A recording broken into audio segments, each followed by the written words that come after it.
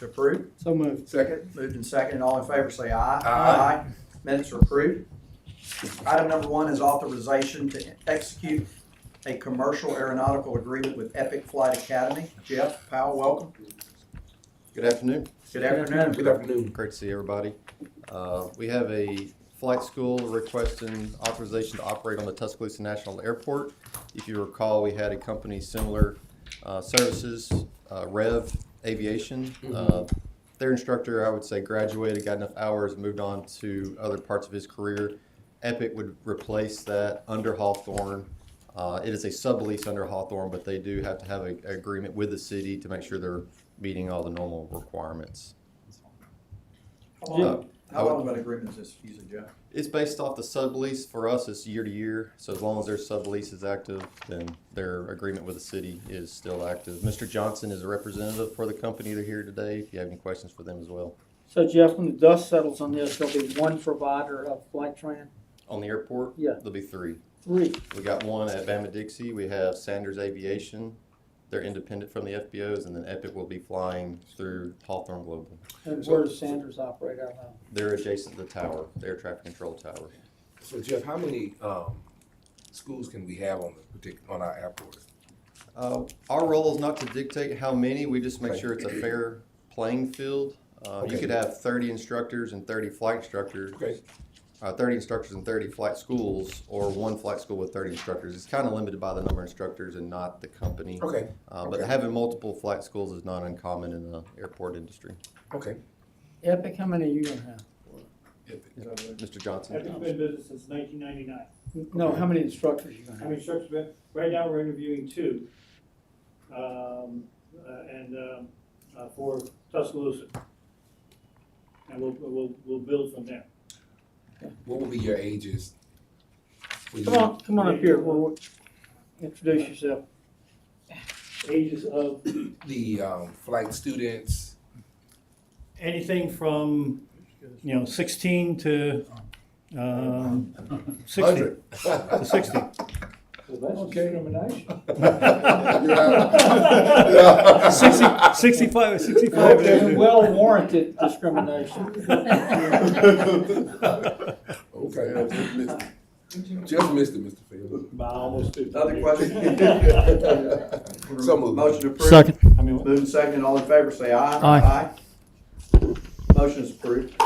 Item number 2 is Thank you. resolution to abandon certain utility right-of-way easements located at Lot 4, Skyland Promenade. Hudson, welcome. Good afternoon, council. Good afternoon. This is a resolution to abandon an easement, like it says. This is Walmart on Skyland, and they've just expanded the building so that the new building is on top of where the old easement was. What they've done is they've already given us a new easement, so this is just us filing a record in probate court to abandon the old one. Question? They've expanded? Really? I think they built over where the home and garden part is on that side of the building. And so they've given us a new easement around the new structure. Yes, sir, and I'll print it out. It was a water line relocation along that side of the building. Where they expanded was where the water line was, so they moved the water line over. And this is abandoning the easement where the water line used to be. Okay, I'm good. Any other questions? Entertain a motion to approve. So moved. Second. Moved and seconded. All in favor say aye. Aye. Item number 2 is approved. Item number 3 is authorization to retain Capital Park title to provide professional title services for the University Boulevard East Improvement Project. Mr. Bobbitt. Good afternoon. Good afternoon. As part of the University Boulevard East project, it's anticipated we're going to acquire at least 3 parcels outright, total takings, and in doing so, we need title work. And so that's what we are doing, requesting that we retain Capital Park title to do our title work for us. Questions? Motion. Second. Motion second. All in favor say aye. Aye. Item number 3 is approved. Item number 4 is actually on the project's agenda today because it should have been on admin, but since admin doesn't meet next week because of the city election, and again, we would remind everyone in the city that lives in District 1 to vote on Tuesday. It's important for your voice to be heard. We are talking about a zoning amendment related to drive-through. Zach? All right, Welcome. thank you. Good afternoon. So you should have your proposed amendments in front of you. It's just that one sheeter. It's got some red lining in there too. If you don't, I have a copy with me. So really what this is when we were doing the final draft, obviously, we just updated our zoning code.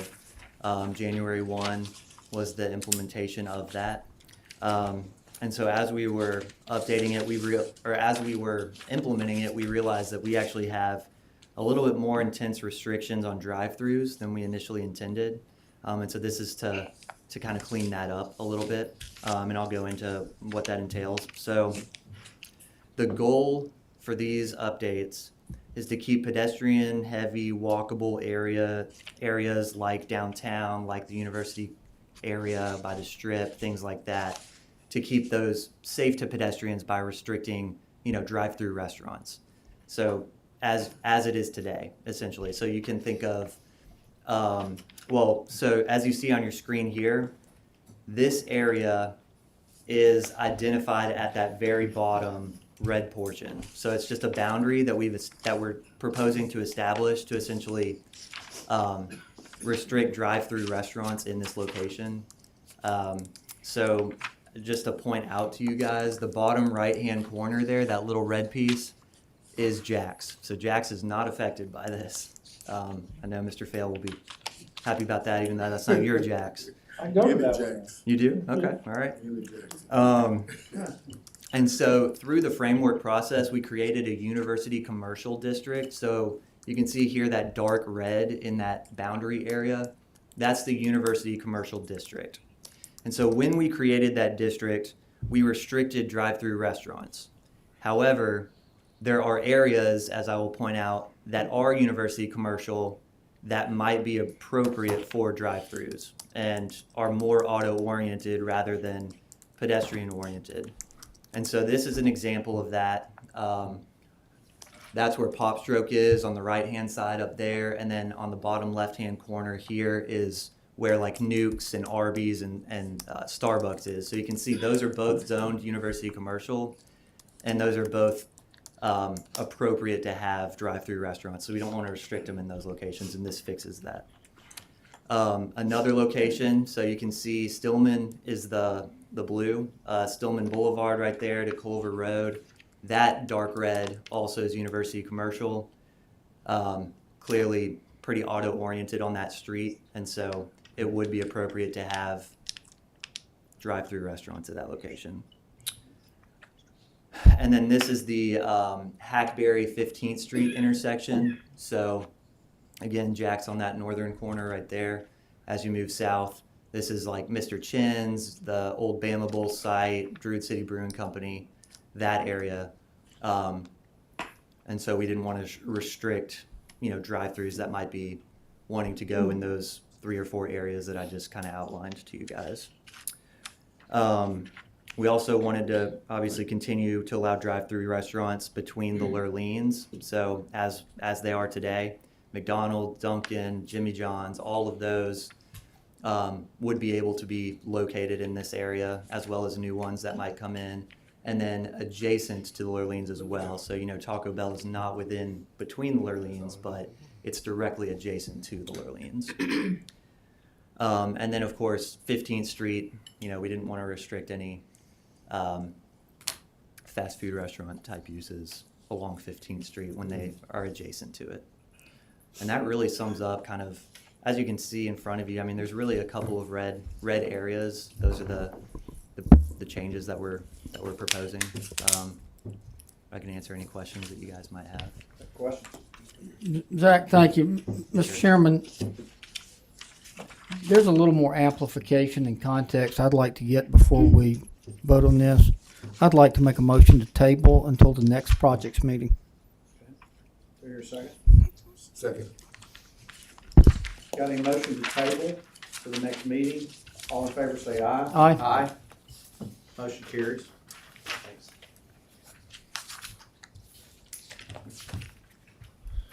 Is there any new business to be brought before this committee? Yes, sir, Mr. Chair. The last 4 years, I know when I first got on council, I know there was a lot of talk about the railroad, the train trusses, and I have caught a lot of questions about that. And had an opportunity to speak to Mr. Gardner on yesterday. Is there any way that we can hear about some updates about that long-awaited project? Sure, So that the absolutely. community could know something about it? Absolutely. Mike, have you got a second? Go ahead. Tell us what's happening. Well, I'm gonna start and give a little back history. This project predates my tenure here at the city, the last 5 years and the last 14 months as a city engineer. I think this project actually was initiated in 2017, so I think that's ahead of Councilor Wilson's time as well. It is. What I've done is gone back through a run-through, not from the very beginning, but basically where we struggled for several months after I became the city engineer, and then on through to where we are today in the approval process with the railroad. And I'll start out by saying we have two components of the railroad that are in this third phase of the Martin Luther King Jack Warner Parkway project. There's the mainline spur, that's their term for it, and that is the tracks that go across the river to Northport. That's the main line. Okay. And this Is that, Mike, is that also the trestle, I guess it comes from Northport all the way near the hamp? Is that, yes, sir. so that would be that whole wooden trestle, right? The Well, viaduct going underneath it, right, all the way to West Bend? yeah, I think we've all driven that road over the years, and we've never really thought that there's two bridges there. They're real close together, so there's two lines. The main line is the one that's a straight shot north to south over the river. The second one is termed the Goodrich Spur, and that's basically what it is. It is a track line that veers to the left and runs westward, paralleling the new Western River Walk, went through the Tuscaloosa Country Club property. If y'all are familiar with that, there were golf holes on either side of that railroad track. So there's two bridges that are in the MLK project, and both of them have to receive their own separate approval. Oh, wow. Are they separate, is it different rail lines that own them, or it's just Same owner. Same but- owner, but two Yes, bridges, Two bridges. two approvals. Yes, sir. And the approval process comes from the same entity. This is Canadian Pacific, Kansas City Railroad. Used to be two separate entities. They joined together, so that's who we're dealing with.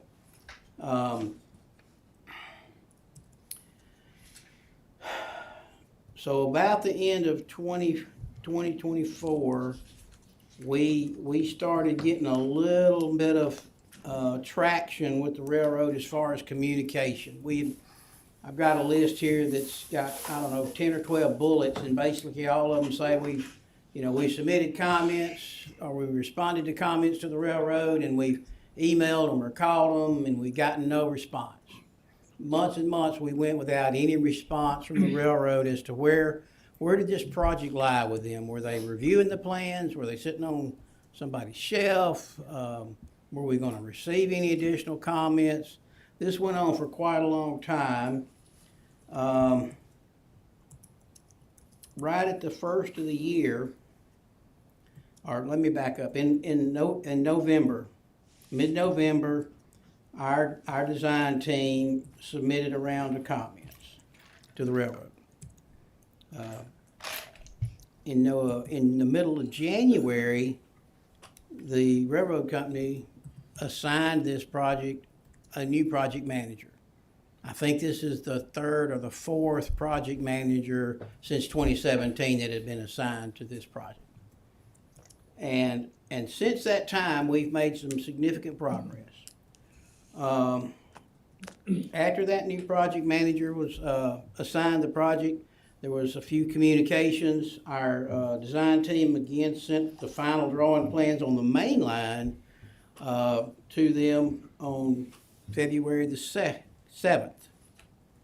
On the 10th of February, I received an email saying those plans were approved. So we have documentation that the mainline plans are approved for construction. When do we think that construction possibly will start? So, again, Counselor, these two railroads are tied together. We can't do one without doing the other. They both have to be done at the same time.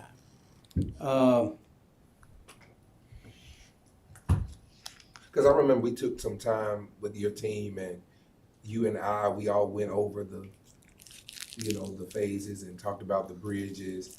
And because I was receiving a lot of calls from constituents regarding it, and I'm glad. Certainly, Yes, sir. certainly. The spur segment or the spur line, our consultant submitted them a set of plans that was virtually identical to the plans that we just recently got approved.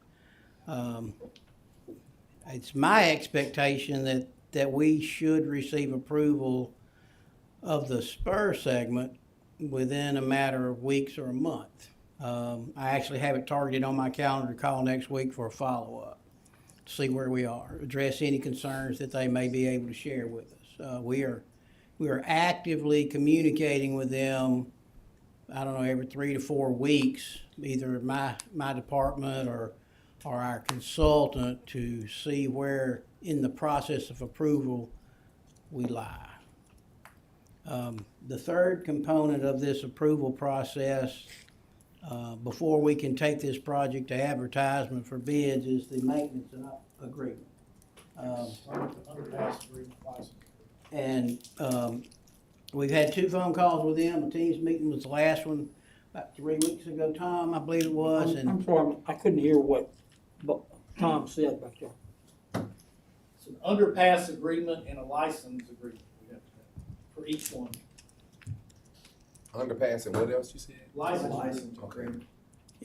this is for our roadway to be modified underneath their tracks, which is within their right of way.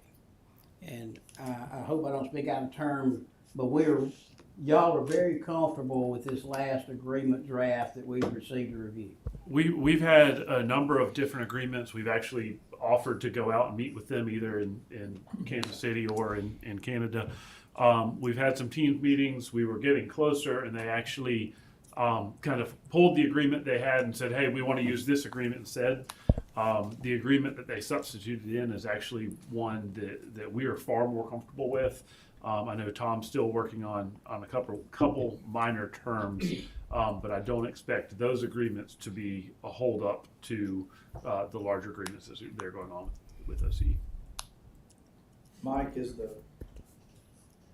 provided the spur agreement or the spur thumbs up comes in the next few weeks. Once you get that, since you've already got the other, what's the time frame then to kind of move forward with the rest of that project? So that would trigger our design team to be prepping for advertisement for bids. Because this is such a specialty construction project, working on bridges over the overpass and everything, we're going to have to do some pre-qualification for contractors that meet the requirements to build this bridge, and the railroad has to have buy-in on who those pre-qualified contractors can be. That's going to lengthen the advertisement process in the bid that we're normally used to with the other projects that come before this committee. It would probably add 60 days, I think, to the normal bid process. Which usually be what, 30 days, 45 days? Typically 45 days on a project of this magnitude. So we may be looking at 90 to 100 days of advertisement before we have a bid opening. And I will add, there's a financing and legal component to this as well. Since this project is funded through a funding agreement with TICRIC, assuming that the phase 3 needs an additional funding agreement, that funding agreement will have to be validated through circuit court before we go to the bond market. And this is, we dealt with this timing wise on McWright's Ferry. We were able to kind of thread everything up to hit the window to where we'd open bids and knew exactly what the funding would need to be to then get the funding agreement updated, validated to the bond market in time that Ms. Standrich was satisfied that we could then award that bid. It really will focus you down into within a couple weeks. Each of these things has to be done, but we did it on McWright's Ferry. What would, excuse me, may I ask a question? Yeah, absolutely. What will it look like once it's finished, like underneath what we see now, the narrowness? What will change? So those wooden pilings that we drive between now Yeah. will be eliminated. Oh. The boulevard section that you see west of Greensboro will be continued on underneath the track. So imagine a clear span probably of 100 feet or more underneath both of those tracks. Oh, wow. You know, they'll be supported by some type of steel girder above the road surface, is what you'll end up with. But it's a wide enough area for our boulevard and our sidewalks and shared use paths to cross under. Okay. Yes, sir. I'm a little confused, and I should know. Are we gonna tear all that down, or are they just gonna change it a little bit? My understanding is the main track has to stay active the whole time. That's what I would have thought. So it's a challenge. There's no Yeah. question. This is a design and construction challenge. I can't tell you that I know how they're going to do it. Okay. That's huge. Has that ever been done? Oh, I'm sure it has. Yeah. Not in our region, but well, you know, if you think about Hey, it, just to lighten the load, man. We need to lighten the load. you know, That's some heavy when stuff. McFarland Boulevard was built, Right, you know, right below University Boulevard, you've got the two railroads there. I'm sure something similar to this happened back in that day. Wow. It's gonna take a very specialized company to do that. That's right. That's what the pre-qualification Yeah. is for. Yes, Okay. Other questions for Mike? Thank you, Mr. Chair. You're welcome. Thank you. Thank you, Mike. Any other questions or business to be brought before this committee? So moved. To What adjourn. are you moving to? To adjourn. Oh. So I Second. ask for a motion to adjourn.